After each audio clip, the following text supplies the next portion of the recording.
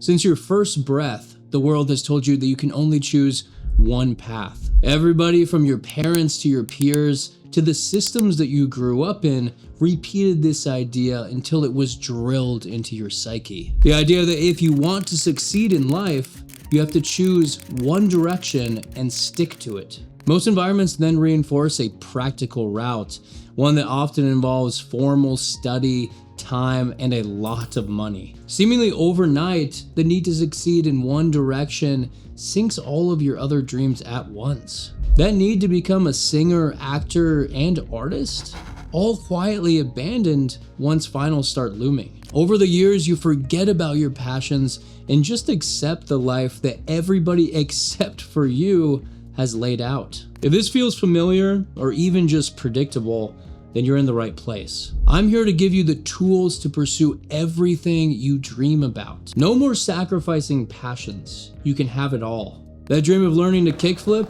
Let's achieve it. That urge to play your favorite song on guitar? We're bringing it back. That quiet itch to start a YouTube channel or small business? Well, that's on the table now, too. And contrary to popular belief, having multiple interests is a secret superpower. In fact, in some eras, it was even the norm. The polymath, generalist, expert, and Renaissance person are all forms of the same archetype. People with a wide base of skill sets and the ability to combine them towards whichever field they're focusing on currently. And modern research actually backs this up. By pursuing creative hobbies, you actually improve your problem-solving skills and reduce burnout. In other words, your side passions can actually boost your main area of expertise. So how do we become more like them in an age where pursuing multiple interests is often frowned upon? We start by managing our time. Step 1, the hierarchy of interests. Let's say you have 5 primary interests, plus a full-time job and other commitments. How do you fit time for all of those in a life that already feels full? You start by taking a brutally honest look at your days and figuring out how much free time you actually have, which is defined as time that isn't serving somebody else's schedule. Here's an example layout. 8 hours a day for work is spent. 2 hours a day for family or your significant other is spent. And 1 hour a day for your training or your movement is spent. That still leaves, give or take, around 5 hours that could go straight into your interests. What do we do with most of our time though? We numb it, we scroll, we stare mindlessly into a TV. We tell ourselves that we don't have time, when in reality, we've just given it away. And 5 hours is a lot of time. Now, I'm not suggesting that you literally spend 5 hours every day towards your interest. That's just not realistic. Life happens, relationships matter, and burnout may be on the other side of the horizon if you really force yourself into this hole. The key here is to prioritize key interests instead of trying to grow all of them at the same time. Start by ranking your 5 interests by importance during this particular season of life. For example, your list might be 1, learn how to play guitar. 2, learn how to skateboard. 3, learn how to make videos. 4, learn how to code. And 5, learn how to snowboard. And through some honest self-reflection, you may realize that learning to make videos could help your career right now. Coding might open long-term opportunities. Skateboarding is really challenging during the fall and winter. Snowboarding is seasonal, and guitar is always available at home. Suddenly, your order may shift to something like this. 1, learn how to make videos. 2, learn how to code. 3, learn how to play guitar. 4, learn how to snowboard.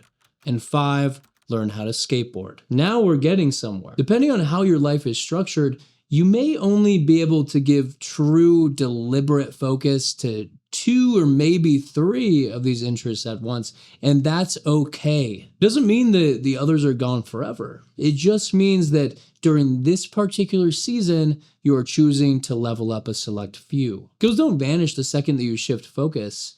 They may decay very, very, very slowly, but the second that you pick them back up, you'll return back to baseline faster than you think. Step 2, time blocking. Once you've decided what you want to focus on, The next question becomes when you'll actually do the work. And the most effective way to develop any interest or skill is through deep work, which is focused, distraction-free effort on a cognitively demanding task for 60 to 120 minutes at a time. That means no phone, no notifications, no multitasking until the block is done. Putting distractions into your learning time instantly knocks you out of flow. A 90-minute deep work block can easily degrade down to 45 minutes of shallow, fractured attention if you're letting distractions into your space. Anybody can focus for 60 to 90 minutes at one time. The real question is, can you show up weekly or daily? Can you do it consistently enough for it to become a part of who you are? It's one thing to learn guitar well enough to strum a few songs, but it's another thing entirely for people to start introducing you as a guitar player. That gap is built out of consistent, structured practice, not one-off motivation days. And there's some real freedom to ingraining a practice into the DNA of your routine. Same task, same time, same days of the week. Ideally, you habit stack your deep work block after something non-negotiable, such as brushing your teeth or making your morning coffee. That non-negotiable habit becomes the cue that it's time to sit down and start practicing. It soothes the transition between resistance to habit. So the next question becomes, what time of day should you schedule your deep work block? And the truth of the matter is that whatever time works best for you and you will actually stick to is the ideal time. However, humans are generally more productive in the morning, and willpower is a finite resource. Therefore, it withers throughout the day. And since it takes, on average, around 2 months of repetition for a habit to feel automatic, I'd recommend placing your deep work block earlier in the day to maximize your chances of actually doing it. And if your mornings are super chaotic, then consider waking up an hour or two earlier. I know that sounds cliche, but if you really truly want to excel, then it is the simplest, most high impact thing you can do for your schedule. So for your top 3 interests, try assigning specific days of the week and specific times stacked after an existing habit. For example, you might do morning block after sunlight plus meditation around 8 to 9 a.m. An afternoon block after the gym around 1 to 2 p.m. And an evening block after brushing your teeth around 9 to 10 p.m. Once you assign days and times, then your interests stop becoming abstract desires and start becoming appointments with your future self. Step 3, granular goals. Now that you have a concrete plan that actually fits your life, it's time to set some goals. Because without direction, it's easy to get lost. Start by writing out exactly what you envision your life to look like once you excel at your core interests. How do you want to feel? What do you want to be able to do? Then zoom in and make your goals tangible. Remember SMART goals from school? Well, it turns out that they're pretty darn useful.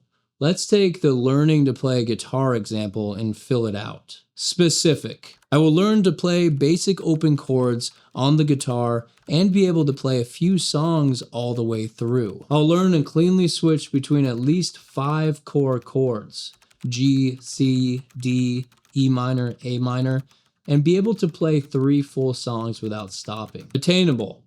I'll practice 60 minutes a day, 5 days a week, using beginner lessons and focusing only on guitar. No jumping between instruments. Relevant. Learning guitar will give me a creative outlet, help me unwind, and let me play songs I love for myself and others. Time-based. Within 8 weeks, I'll have 5 chords down, be able to change between them smoothly, and play 3 full songs from start to finish. I find it helpful to not only think this through, but to physically write it by hand and then leave it at your workstation somewhere in sight as a reminder that you have made a promise to yourself that you are intending to keep. SMART goals also give you practical direction and dopamine. Every time you complete a small step that moves you towards your goal, your brain releases a little bit of dopamine as a reward. Over time, this links progress with pleasure, reinforcing your motivation. Resistance to action begins to rust, and over time, you won't be able to imagine your life without these practices. Step 4. Optimized learning. Now that you have clear goals, it's time to actually build a course for yourself. Personally, I love to learn through YouTube videos, audiobooks, and podcasts, but there are seemingly endless options. Physical books, self-paced online courses, private tutors or coaches, in-person workshops or classes. The important thing here isn't what type of learner you are, but rather how you structure your learning. The powerful tool here is AI. You can describe your SMART goals, your current skill level, your preferred learning methods, and how many hours per week you can commit. From there, you can get a personalized roadmap of concepts, drills, and milestones in minutes. You're no longer passively consuming somebody else's generic curriculum. Rather, you're building one that's built for you. This dramatically accelerates learning because you focus only on what's relevant to your goals. You can adjust the path as you learn more about what works for you, and you feel more ownership over the process, which boosts motivation further. Just be careful not to fall into the trap of constant learning without doing. I've been stuck there before, binge watching tutorials, listening to breakdowns, and just consuming content where somebody else is doing the thing instead of me. Now, sometimes this isn't the worst thing. You just need to be careful not to exclusively watch others performing the skill and actually practice it yourself too. Because this can feel productive, however, it's just a more sophisticated form of procrastination if not treated properly. The key is simple. Learn a piece of information and then immediately go practice it. If you're watching a video with basic open chords, then practice them in real time as you're watching the video. If you learned a new editing technique, then open your software and try it on your footage. If you read a chapter about coding loops, then write a script that uses the loop right away. This learn, do cycle is where real growth happens. Watching from the couch will never, ever, ever beat practicing at the edge of your ability. Conclusion. You don't need to abandon your passions to live a serious life. You just need a system that can hold them. By building a hierarchy of interests, you give yourself permission to sequence your focus. Time blocking turns vague desires into predictable steps. SMART goals and an optimized learning plan give you momentum and direction. So you're not just dabbling, you're deliberately progressing. This is how you excel at multiple interests without burning out. You accept that you can't do everything at once. You choose what matters most this season.